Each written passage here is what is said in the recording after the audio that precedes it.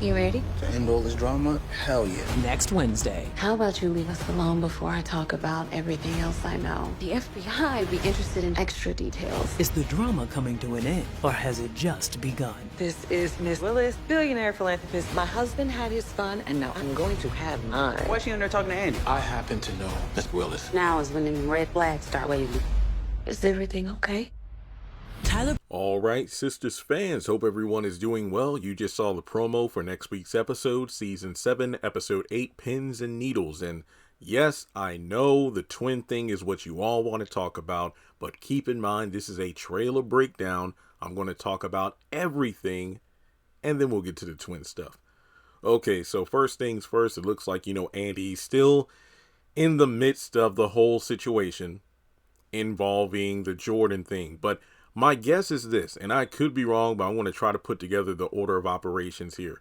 Now, based on the background, when Gary is talking, saying something to the effect of, oh, what, did you and your pedophile boyfriend convince you of that? And Andy's like, leave us alone before I talk to, the feds about everything else I know. I'm sure the FBI would be interested in more details. And then Gary kind of backed off.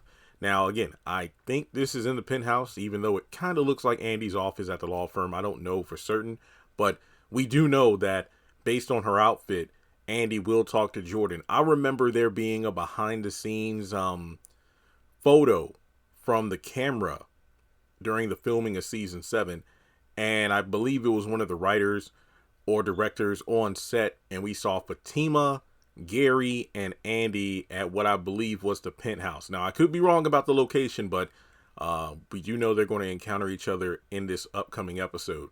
Because remember, last night, the episode cut off that night with Karen talking about the DNA test. So I'm guessing the next morning, Jordan tries to talk with Andy before she goes to work because he knows she's avoiding him. Now, we do see Andy at work, and Fatima comes to the door saying, Andy, there's someone here to see you. No, I'm not. I know, I'm busy. And then we have a new character, Mrs. Marie Willis. And just a quick synopsis on her character. She's a billionaire Mongolian philanthropist. She has the regal essence of Felicia Rashad and the diva attitude of Jennifer Lewis, because as soon as I think she overheard Andy saying, I'm busy, and then she comes in and introduces herself, basically stating that she wants to get a lawyer to help her out because she wants a divorce. She said, my husband had his fun and now I'm ready to have mine and cut him loose.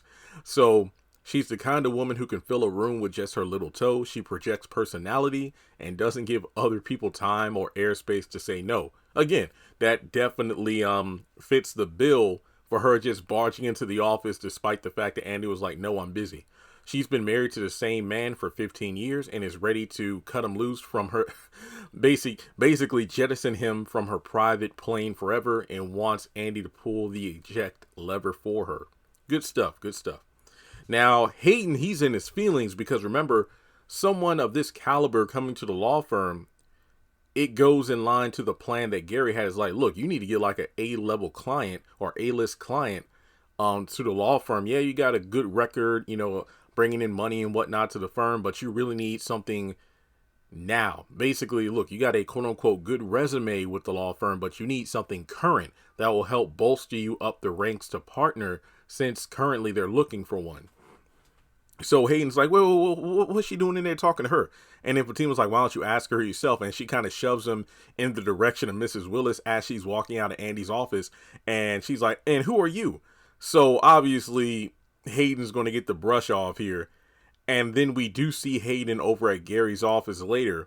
And Gary tries to calm down, like, hey, don't worry. I know Mrs. Willis personally. So maybe he's going to try to sway her into working with Hayden. But something tells me if her initial meeting with Andy went well, then it's probably going to be something where, Gary, you can't really do anything about it. Because I do believe the episode 9 synopsis, after the whole baby stuff with Karen and Zach, there was one line talking about how Gary's latest scheme to ruin Andy backfires. So yeah, I doubt that this is going to work.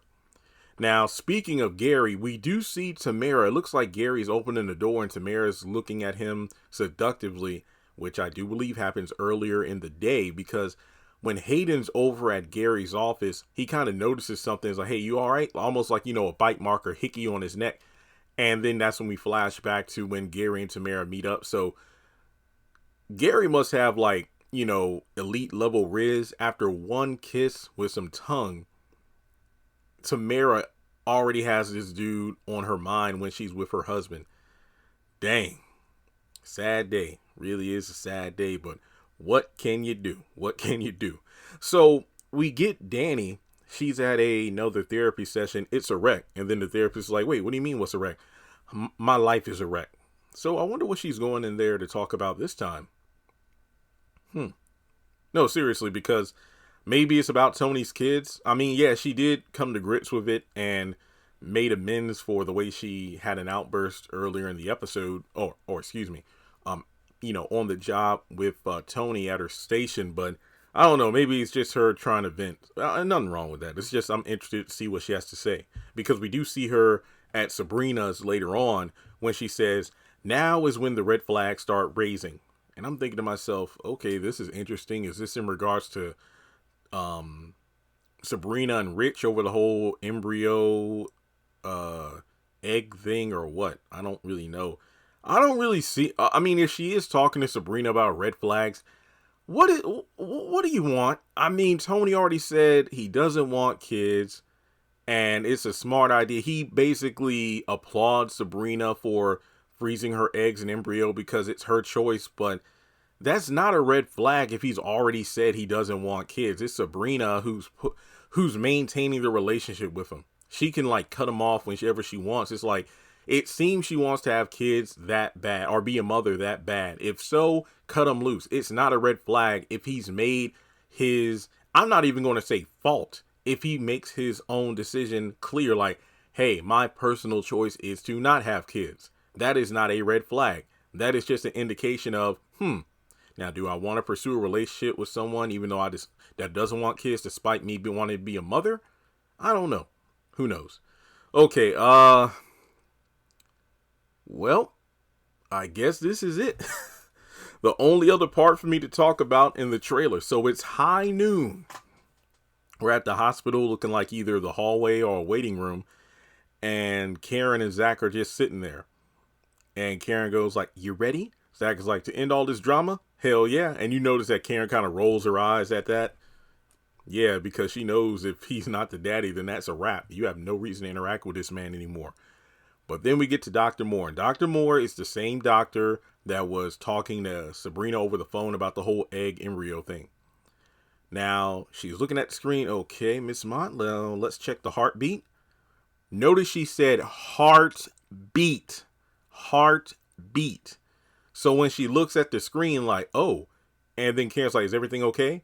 And Dr. Moore goes, yes. And she turns around the screen.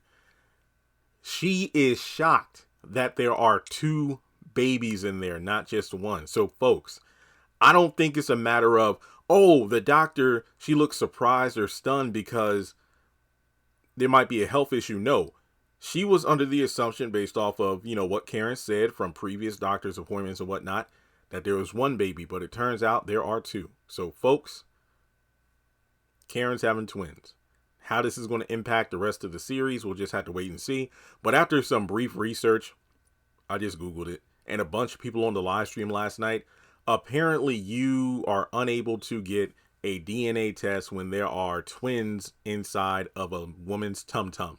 Basically, if you're carrying twins, doing a DNA test is not possible since there is free-floating DNA from both fetuses in the mother's bloodstream, and current technology does not permit the lab to isolate each fetus's profile separately. So essentially, the DNA test cannot be done until after the babies are born. So if memory serves, okay, 2, 3... Karen is between 5-6 months pregnant, so we got to deal with this for another 3+ months, aka another 3 seasons. So that's it. This is weird. I don't know what to do in this situation. Unless the show writers decide that they can do a DNA test because the writers can do whatever they want. I don't know. This isn't the first time in Sistas or a Tyler Perry show that real world logic in terms of like law enforcement, medical emergencies don't line up with reality. Like, how many times in the haves and have-nots did we see people go to the hospital and stay there for like a broken wrist for like a season, but someone can fall like 2 stories and then be out of the hospital in an episode? We've seen it before. So with that being said, let me know your thoughts in the comment section below for the episode Pins and Needles, because I know the internet is going to be talking because they're pissed off about these twins.